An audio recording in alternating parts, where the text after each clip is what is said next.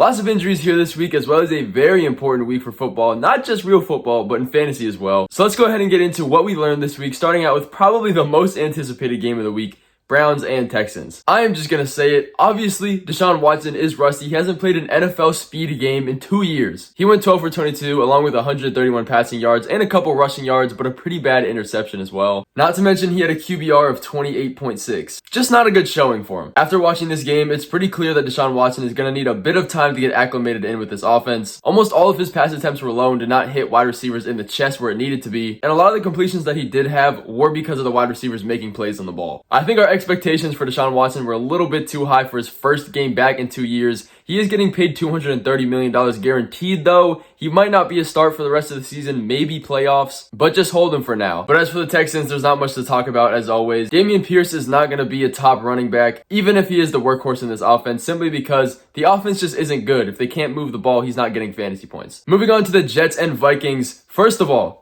Garrett Wilson, 15 targets, 162 yards, 8 receptions. I hope you watched the must start video because we had him in there. He is definitely a player to go and get excited about. He was iffy in the beginning of the season with his switching quarterbacks, but it seems like he's found his home with Mike White. But speaking of Mike White, he had 57 passing attempts, which is absolutely insane. Jets were trying to stay in this game. This volume definitely is not sustainable, but Garrett Wilson is still a guy that you need to go through and start. Taking a look at the running back, Zonovan Knight, another pretty good performance from him. We were telling people to start him if Michael Carter was ruled out, which he was, and he had a pretty good game. Knight had 47 snaps, while Ty Johnson had 28. He also had 15 carries for 90 yards, solidifying himself as the running back to go to if there's still injuries in the backfield. Going over to the Lions-Jags game, this was the best that the Lions have played all season, and DeAndre Swift is still alive, guys. He actually out-snapped Jamal Williams 29-23. However, this game was not close, so that might have contributed a little bit to Swift's snap count. But regardless of that, DeAndre Swift is a more than capable running back. He should not have to rely on a good game script to get him involved. We know he is talented. Maybe this game swings him a bit into the right direction and we can get that capital back that we drafted him with. We also saw rookie Jameson Williams debut today. Not a guy that I would consider starting. I think he continues to be a vital part of this offense stretching the field. I don't really see that contributing to fantasy points though. Definitely keep him on your bench, but temper your expectations. Looking at the Commanders and Giants game, as a Commanders fan, I can tell you this was indeed a football game. Obviously, we know this game did end in overtime. I don't think it was a bad game for either team though. They kind of beat themselves up. They do play again in week 15 after the Commanders bye. It looks like Chase Young will be healthy for that contest as well. But regardless of that, Terry McLaurin looked good. We all know that Taylor Heineke and Terry McLaurin have that connection. Any Terry McLaurin fantasy manager already knows that Taylor Heineke loves to throw to this man. They have the second highest connection rate, only behind Justin Jefferson and Kirk Cousins. This game did go into overtime, so it gave Terry McLaurin more opportunities. Taylor Heineke also threw 47 passes. The entire Commanders offense did look good fantasy-wise though. Curtis Samuel and Jahan Dotson over 5 targets. This probably is not sustainable though. The game did go into overtime. There were a lot more passing opportunities. I would stay away from Washington Commanders players other than Terry McLaurin and the combination of Brian Robinson and Antonio Gibson. Speaking of the backfield, Brian Robinson looked to have almost every single carry out of the backfield this week. But at the end of the day, it's not much to write home about. Antonio Gibson was dealing with an injury discretion with his foot. I think it'll still be a split backfield. Next up, looking at the Ravens and Broncos game, this was just terrible. I suggested you guys to stay away from this game last week, and I hope you guys did because it had the lowest projected point total and finished that way as well. Obviously, Lamar Jackson did go down with an injury. It looks like he'll be missing 1 to 2 weeks. If I were Lamar, I would personally just sit out the entire season, wait for them to pay me my money. Anyways, Caleb Huntley did take care of business. Like we said in the must-sit video, you cannot start any of these Ravens running backs. It continues to be a 3-man committee. As far as the Broncos go, not much to write home about. Again, bad offense. Courtland Sutton did go down with an injury in the first half, and Jerry Jeudy was playing on a snap count. They also have a lot of guys on the IR. Russ still looks washed. The only guy I would really consider starting on this offense is Greg Dulcich. The tight end pool is so shallow, it doesn't hurt to start him. And with all these players missing time, someone has to get the targets. Overall, though, I would try to stay away from the Broncos offense. Moving on to the Dolphins-49ers game, though, Jeff Wilson, a bit of a disappointment. He did split carries with Raheem Mostert, and Mostert looked like the more capable back here. They didn't have great outings, but they were playing probably the toughest defense in the NFL. You don't really look to start running backs against the 49ers unless they're top guys like Austin Eckler, Derrick Henry. Again, though, I would look to stay away from these Dolphins running backs. It looks like it is going to be a committee for the rest of the season. But looking at the 49ers side of things, we pretty much saw exactly what we expected. Aside from the Jimmy Garoppolo injury, I've been saying this time and time again, the offense will be hit or miss in fantasy. There are too many good players on this offense that are going to command a target share. And with Jimmy Garoppolo going down, putting Brock Purdy in, it's probably going to get even worse. While Purdy didn't look terrible, it seems like any backup quarterback that comes in always does very good in his first couple games. Look at Mike White. But going on to the Bengals and Chiefs game, not much to talk about here in fantasy. Samaje Perine continues to be a workhorse back without Joe Mixon. 21 carries, 106 yards. Joe Mixon will probably return soon though, so that doesn't mean too much. But aside from that, Jamar Chase also came back this week, looked very healthy, 9 targets, 7 catches, just shy of 100 yards. Definitely a guy we will be starting every single week. Moving on to the Chargers-Raiders contest, we saw Keenan Allen absolutely tear apart this defense. He saw 14 targets, almost 100 yards and a touchdown. He's going to continue demanding a lot of volume in this offense. But we already knew this. Looking at the Raiders though, Foster Moreau, Josh Jacobs, Devontae Adams are probably the only guys you can start in this offense. Devontae Adams has a very good shot at finishing as the wide receiver 1 overall. That is going to finish up the top lessons that we learned from this week in fantasy football. Go ahead and subscribe to the channel so you don't miss my waiver wire ads coming out tomorrow.